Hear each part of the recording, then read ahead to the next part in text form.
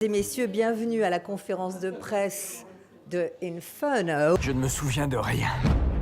C'est votre trauma crânien. L'imagination, la mémoire, tout s'entrechoque.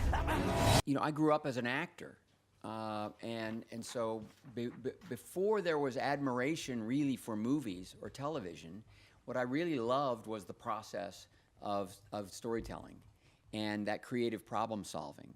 And so a lot of my heroes are people that you wouldn't know because they're people that as a boy I worked for and in a way was kind of apprenticing under.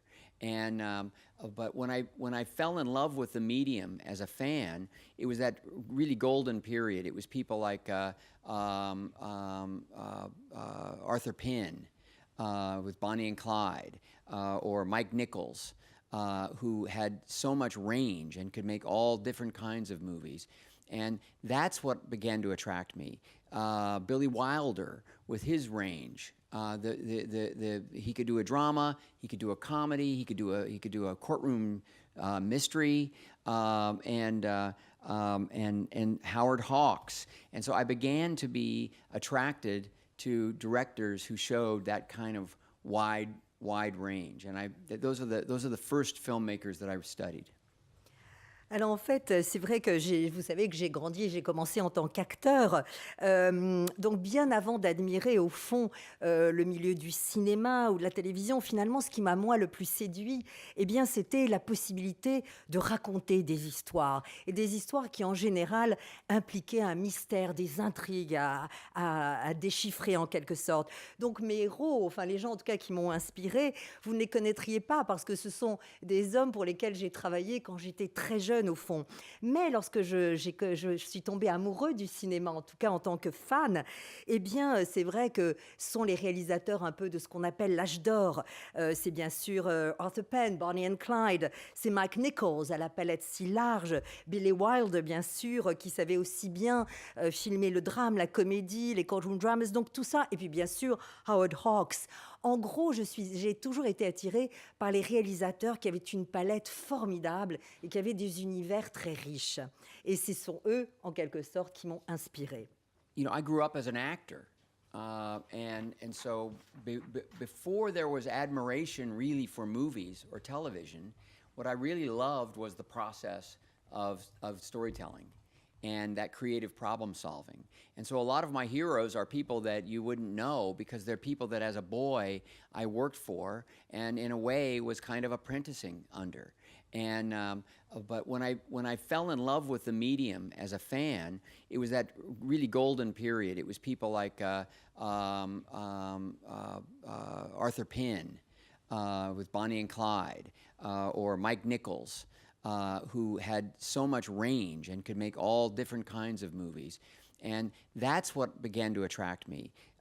Billy Wilder with his range. He could do a drama, he could do a comedy, he could do a courtroom mystery, and Howard Hawks. And so I began to be attracted to directors who showed that kind of wide range. And those are the first filmmakers that I studied.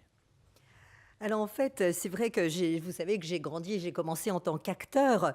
Donc bien avant d'admirer au fond le milieu du cinéma ou de la télévision, finalement, ce qui m'a moi le plus séduit, eh bien, c'était la possibilité de raconter des histoires. Et des histoires qui en général impliquaient un mystère, des intrigues à déchiffrer en quelque sorte. Donc mes héros, enfin les gens en tout cas qui m'ont inspiré, vous ne les connaîtriez pas parce que ce sont des hommes pour lesquels j'ai travaillé quand j'étais très jeune au fond. Mais lorsque je suis tombée amoureux du cinéma, en tout cas en tant que fan, eh bien, c'est vrai que ce sont les réalisateurs un peu de ce qu'on appelle l'âge d'or. C'est bien sûr Arthur Penn, Bonnie and Clyde, c'est Mike Nichols à la palette si large, Billy Wilder, bien sûr, qui savait aussi bien filmer le drame, la comédie, les courtroom dramas, donc tout ça. Et puis, bien sûr, Howard Hawks. En gros, j'ai toujours été attirée par les réalisateurs qui avaient une palette formidable et qui avaient des univers très riches. Et ce sont eux, en quelque sorte, qui m'ont inspirée. J'ai trouvé ça dans ma veste. On l'ouvre. C'est l'enfer de Dante. C'est ce que je n'arrête pas de voir. And In Dan's novel, I identified some important differences. They were clues to me as a director, and it had to do with the modern crisis that was at the middle of it: overpopulation, the threat of terrorism. I thought it was interesting because the other movies were steeped a little bit more in the past or in theology, and so that suggested to me one thing, a more modern kind of a cinematic approach. Also, I've been working a little more in documentaries, also the movie Rush, that had a kind of a visual style and an energy that I suddenly thought, in a way, could apply to this. Part two is that what Dan gave us is a hero, Robert Langdon, who's actually a part of the mystery. You know, there's a portion of the story where you're not sure where he stands. He's not sure his involvement. Well, this, I thought, suggested something a little more psychological. And in fact, you know, I talked a little bit about sort of French psychological thrillers that are so good at putting the audience in the mind of the hero at the center of the thriller. So those were good clues. We went ahead and made the movie. I pursued these ideas, but when Hans Zimmer saw it, he said, "This is a very different movie." He said it is with the Dante images, with the relationships in the story, the tension within those relationships, the psychological nature of it. It's far more modern. It's edgy, and he began to sort of deconstruct the classic nature of the music and give us instead something more modern, a little more techno, with a kind of a drive. And I thought it was very interesting, Hans's sensitivity to some of the adjustments that we'd made. And then the sound design followed, led largely by, well, Dante and what he wrote about the sounds of hell and the mournful repetition of the lost souls and their cries. So it was a really interesting cinematic exploration, and for me, I enjoyed it.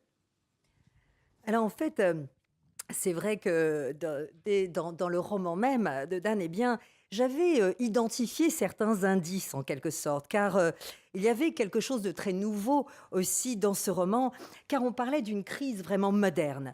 On parle évidemment de surpopulation, on parle de la menace terroriste, alors que dans les deux précédents, il y avait une large part qui était dévolue au passé, voire à la théologie. Et donc ce roman suggérait quelque chose pour moi de beaucoup plus moderne, et donc une approche cinématographique beaucoup plus moderne. Il y a évidemment dès le départ, et d'ailleurs j'avais commencé, je travaille en ce moment sur des documentaires, et déjà dans Rush, il y avait déjà un nouveau style, une nouvelle énergie. Et je m'étais dit que justement, Inferno, elle est dans ce mouvement-là. Et c'est vrai que dans ce cas, eh bien, Robert Langdon, pour la première fois, fait partie intégrante du mystère, est au cœur du thriller lui-même, parce que nous, le public, nous ne sommes pas sûrs de savoir où il est, mais lui-même partage cette insécurité. Donc il y avait un élément psychologique très intéressant dans ce thriller, un peu d'ailleurs comme dans nos thrillers français, où très souvent le cinéaste nous entraîne à l'intérieur de la psychologie justement du héros.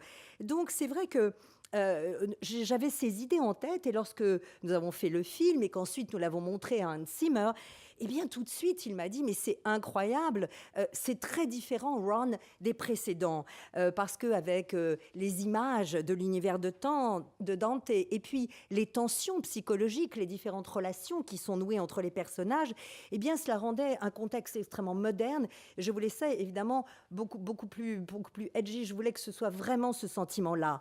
Donc avec moi et ensemble, il a décidé de déconstruire en quelque sorte la structure classique musicale de ses scores précédents. Il a voulu être beaucoup plus dans la techno, et j'ai beaucoup apprécié que sa sensibilité, eh bien justement, se prête à Inferno. Et quant au son, évidemment, après, eh bien, c'est évident, il y a l'empreinte de Dante. Et quand vous lisez, vous avez les sons de l'enfer. Vous avez en répétition toutes ces âmes perdues et leurs cris. Donc voilà, ça m'a énormément intéressée, et le son faisait partie de cette exploration justement cinématographique qui, moi, m'a beaucoup plu.